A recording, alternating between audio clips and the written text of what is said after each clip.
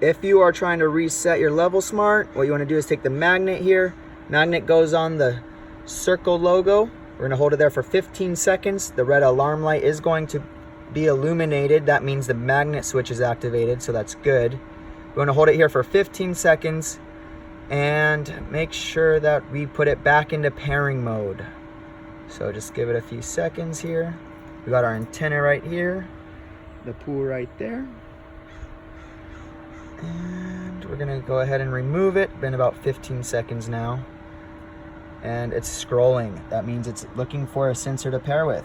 So what we wanna do now is make sure our water level is at the exact level that we want it to be at, and then head over to our sensor in the pool and engage the sensor into the pairing process.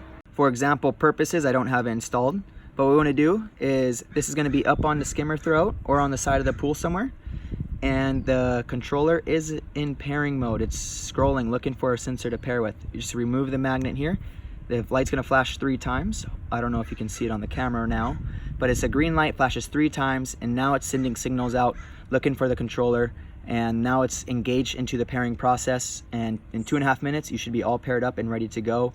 Another thing is, make sure your water level is in between the bottom 2 inches of the sensor when you're doing this. So adjust it, the water level, so it's right in here somewhere in the sweet spot. You're gonna be just fine.